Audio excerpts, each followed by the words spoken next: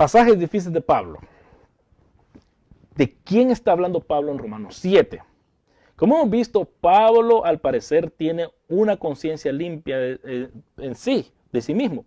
Pero la objeción que muchos han de haber pensado cuando me oyeron hablar todo esto, podrá salir que en Romanos 7, salir de Romanos 7 del 7 al 25, específicamente versículos 15 y el 18 y el 19. Vamos a leerlo. Dice, ¿qué concluiremos? Que la ley es pecado, de ninguna manera. Sin embargo, si no fuera por la ley, no me habría dado cuenta de lo que es el pecado. Por ejemplo, nunca habría sabido que yo lo que es codiciar si la ley no hubiera dicho, no codicias. Pero el pecado, aprovechando la oportunidad que le proporciona el mandamiento, despertó en mí toda clase de codicia, porque aparte de la ley, el pecado está muerto.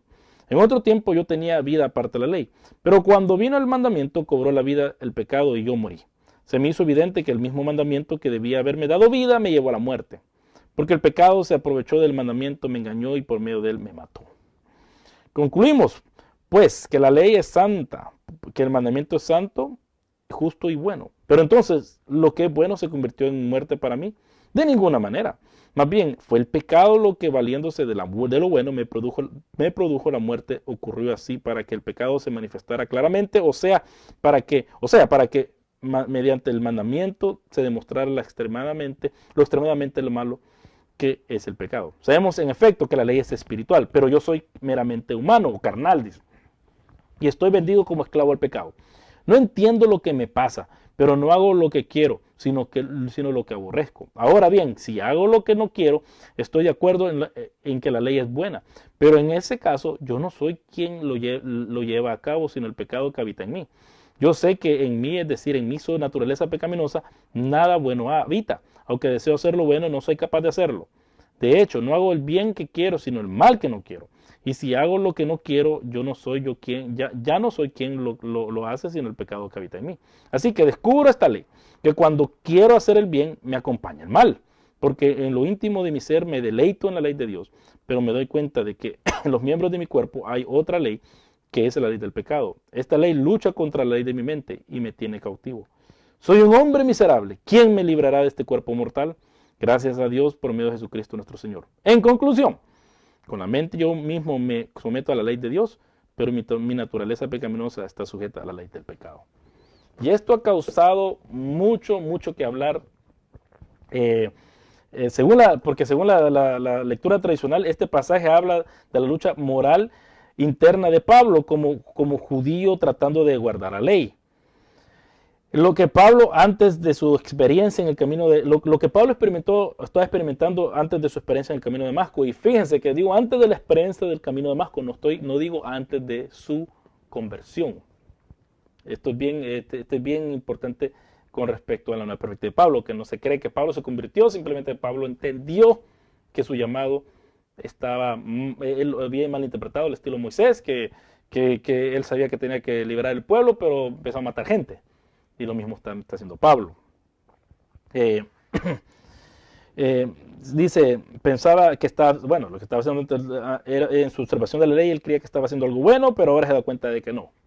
Eso es lo que pasa. Pero también nos podría decir que Pablo, aún después de su experiencia, sigue un conflicto con su ser, aparte del Espíritu Santo. Aún con el Espíritu Santo, mejor dicho, Pablo tenía un conflicto. Esta es la lectura de la tradicional. Que Pablo, antes de venir al conocimiento del Señor Jesús, tenía un conflicto entre él, que él sabía que él no estaba guardando la ley. Y después de que viene a los pies del Señor, dice de que aún ese conflicto existe. No se siente con fuerza para luchar. Según el versículo 18 dice, yo sé que en mí, es decir, en mi naturaleza pecaminosa, nada bueno habita, o que deseo hacer lo bueno, no soy capaz de hacerlo. Y yo creo que aquí viene el argumento Paulino ya en el capítulo 8, esto no lo puse, esto me estoy acordando. Dice, 8:8, los que viven según la naturaleza pecaminosa no pueden agradar a Dios. Y viene de arriba, del 6. La mentalidad pecaminosa es muerte, mientras que la mentalidad que proviene del Espíritu es vida y paz. La mentalidad pecaminosa es enemiga de Dios, pero no se somete a la ley de Dios, ni es capaz de hacerlo. Pero el 9, sin embargo, ustedes no viven según la naturaleza pecaminosa, sino según el Espíritu. Si es que el Espíritu de Dios vive en ustedes, y si alguno no tiene el Espíritu de Cristo, no es de Cristo. Pero si Cristo está en ustedes, el cuerpo está muerto a causa del pecado, pero el Espíritu que está en ustedes es vida a causa de la justicia. Y si el Espíritu de aquel que levantó de entre los muertos vive en ustedes, el mismo que levantó a Cristo entre los muertos también dará vida a sus cuerpos mortales por medio del Espíritu que vive en ustedes. Por tanto, hermanos, tenemos una obligación, pero no es de la de vivir conforme a la naturaleza pecaminosa, porque si ustedes viven conforme a ella, morirán. Pero si por medio del Espíritu dan muerte a los malos hábitos del cuerpo, vivirán. Vemos que Pablo ya en el capítulo 7 está empezando a hacer el argumento que va a introducir en el capítulo 8. Esto yo no lo puse aquí, ese se viene a la mente.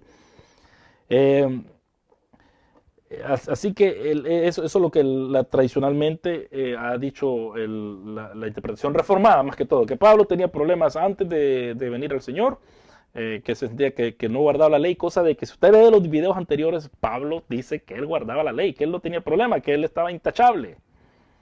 Pero de repente salen Romanos diciendo esto. Hay dos problemas. Ya, como hemos visto, esto choca con la posición que Pablo ha dicho tener anteriormente de sí mismo en Filipenses 3.6. Y si vamos a Filipenses 3.6, para aquellos que no han seguido estos videos, Filipenses 3.6, aquí está. Dice, en cuanto al celo perseguidor de la iglesia, en cuanto a la justicia de la ley, que la ley exige intachable o perfecto. Pablo era intachable según, y aquí dice de que él conocía la ley y que la ley lo tenía encerrado y que estaba él siendo perseguido por la ley prácticamente.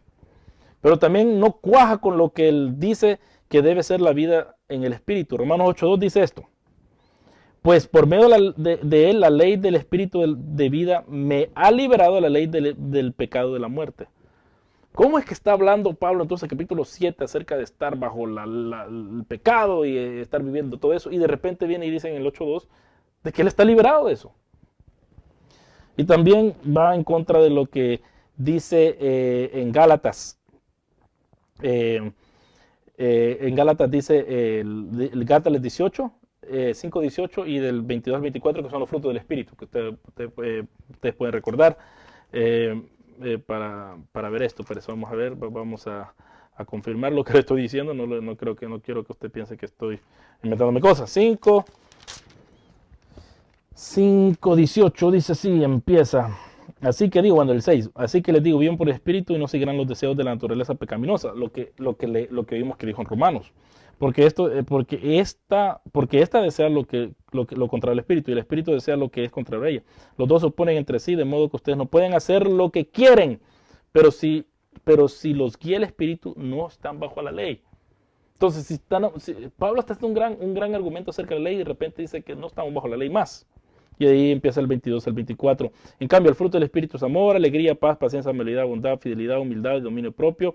No hay ley que condene estas cosas. Los que son de Cristo Jesús han crucificado la naturaleza pecaminosa con sus pasiones y deseos. O sea que aquí está poniendo Pablo como que si ya nosotros los que estamos ya viviendo, ya no hay problema.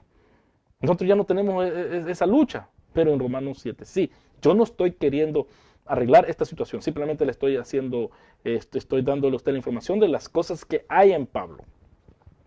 Pablo no diría que él vivía antes de su experiencia en el camino de Damasco como en otro tiempo yo tenía vida aparte de la ley, como lo dice en Romanos 7.9. Por eso muchos eruditos no ven que esto en Romanos 7 sea una autobiografía, porque él dice que él guardaba la ley, él nunca vivió aparte de la ley.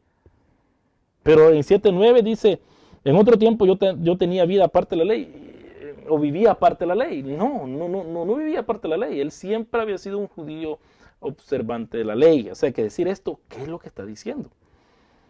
La opción a considerar el yo como retórica. Esa es la opción que tenemos. Que el yo es una astucia. Aquí viene astucia.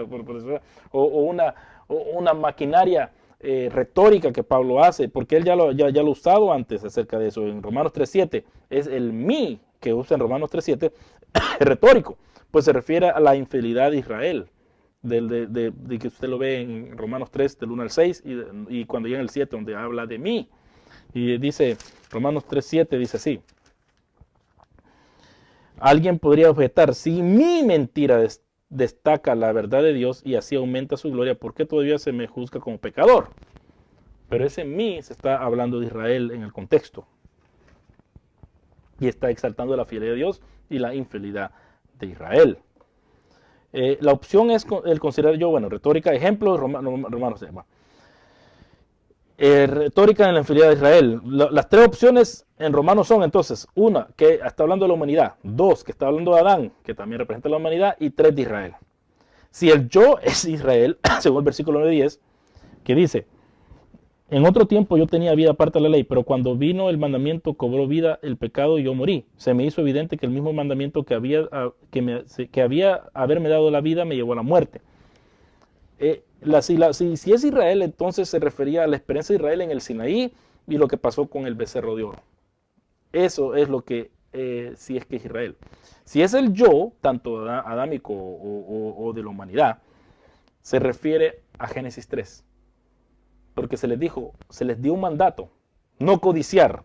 Y aquí dice Pablo, en el 8 dice, pero el pecado, aprovechando la oportunidad que le proporcionó el mandamiento, despertó en mí toda clase de codicia.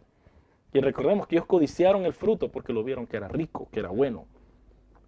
Entonces, tenemos dos opciones, que si el yo de Pablo en Romanos 7 es Israel, entonces está hablando de cuando se le dio la ley, porque vivieron sin ley de Abraham hasta Moisés. Y ahí es donde ellos empezaron a pecar porque no tenían ley antes. O si no, está refiriéndose a Adán, que está refiriéndose también a Génesis 3. Los escritores de la nueva perspectiva de Pablo, por lo tanto, mantienen que Pablo tenía su conciencia tranquila. O sea, que todo esto es retórico, por lo tanto, Pablo no está hablando de sí mismo, no es autobiografía, sino que es un yo retórico. Así que este es el sexto pensamiento de Pablo. La próxima vez vamos a ver acerca más de la ley. Vamos a ver si las obras muertas de la ley, a ver qué eso se refiere.